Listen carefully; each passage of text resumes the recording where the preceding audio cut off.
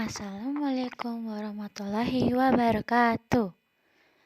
Saya Rara Diva Aidila dari kelas 12 IPS 2 absen 28 ingin mempresentasikan tentang krisis moneter politik, hukum, dan kepercayaan. Pengertian dan penyebab krisis moneter diambil dari buku Monetary Policy Strategy 2007 karya Frederick S. Miskin. Krisis moneter adalah krisis yang berhubungan dengan keuangan suatu negara, ditandai dengan keadaan keuangan yang tidak stabil akibat lembaga keuangan dan nilai tukar mata uang yang tidak berfungsi sesuai harapan. Penyebab krisis moneter ada beberapa penyebab. Di antaranya 1. Kesenjangan produktivitas, 2. Tidak seimbangnya struktur dalam sektor produksi, 3. Stok utang luar negeri swasta yang besar, 4. Adanya kelemahan sistem perbankan di suatu negara.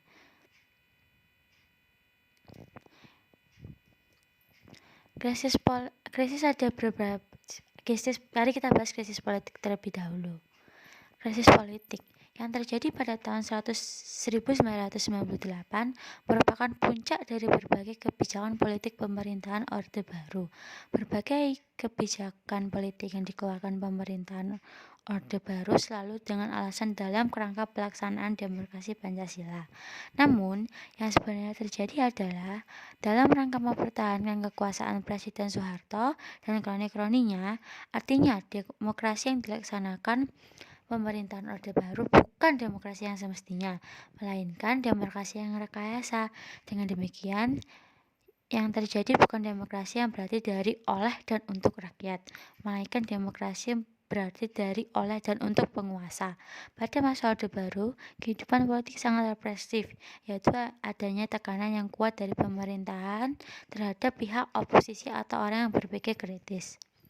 Ciri-ciri kehidupannya: 1. Setiap orang atau kelompok yang mengkritik kebijakan pemerintah dituduh sebagai tindakan subversif. 2. Melaksanakan 5 paket UU politik yang melahirkan demokrasi semu atau demokrasi rekayasa. 3. Terjadinya korupsi, kolusi, dan nepotisme. 4. Melaksanakan dui fungsi ABRI yang memasang kebebasan setiap warga negara sipil untuk ikut berpartisipasi dalam pemerintahan. 5. Terciptanya masa kekuasaan presiden yang tak terbatas. Meskipun Soeharto dipilih menjadi presiden melalui sidang umum MPR, tetapi pemilihan itu merupakan hasil rekayasa dan tidak demokratis. Mari kita bahas selanjutnya. B. Krisis hukum. Rekayasa-rekayasa yang dibangun pemerintahan Orde Baru tidak terbatas pada bidang politik atau dalam bidang hukum pun. Pemerintah melakukan intervensi, artinya kekuasaan peradilan harus dilakukan untuk melayani kepentingan para penguasa dan bukan untuk melayani masyarakat dengan penuh keadilan. Bahkan, hukum sering dijadikan alat pembenaran para penguasa. Kenyataan itu bertentangan dengan ketentuan pasal 24 UUD 1945 yang menyatakan bahwa kehakiman memiliki kekuasaan yang merdeka dan terlepas dari kekuasaan pemerintah.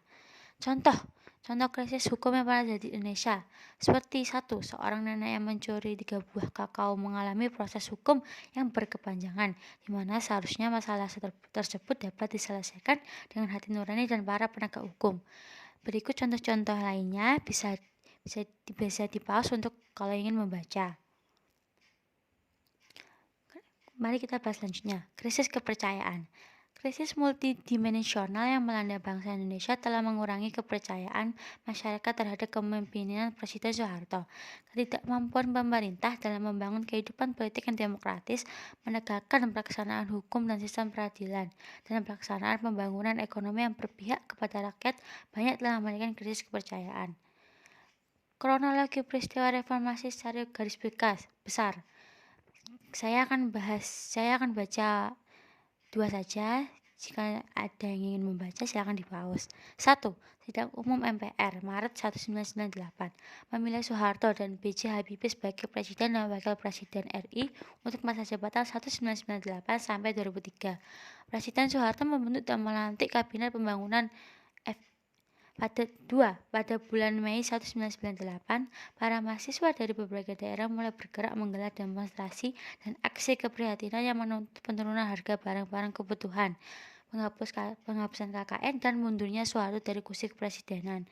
3. Pada tanggal 12 Mei 1998, dalam aksi unjuk rasa, mahasiswa Universitas Trisakti Jakarta yang telah terjadi bentrokan dengan aparat keamanan yang menyebabkan 4 orang mahasiswa tertembak hingga tewas dan puluhan mahasiswa lainnya mengalami luka-luka.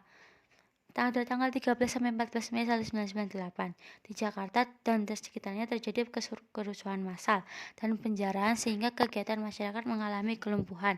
Dalam peristiwa itu, puluhan toko dibakar dan isinya dijarah. Bahkan ratusan orang mati terbakar. Pada tanggal 19 Mei 1998, para mahasiswa dari berbagai perguruan tinggi di Jakarta dan sekitarnya menduduki DPR dan MPR pada saat yang bersamaan. Tidak kurang dari 1 juta manusia berkumpul di alun-alun utara Keraton Yogyakarta untuk menghadiri Pisauanan Agung guna mendengarkan maklumat dari Sri Sultan Hamengkubuwono dan Sri Paku Alam. 6. Pada tanggal 19 Mei 1998, Harmoko sebagai pimpinan MPR DPR mengeluarkan pernyataan berisi anjuran agar Presiden Soeharto mengundurkan diri. Sekian dari materi saya, presentasi saya. Assalamualaikum warahmatullahi wabarakatuh.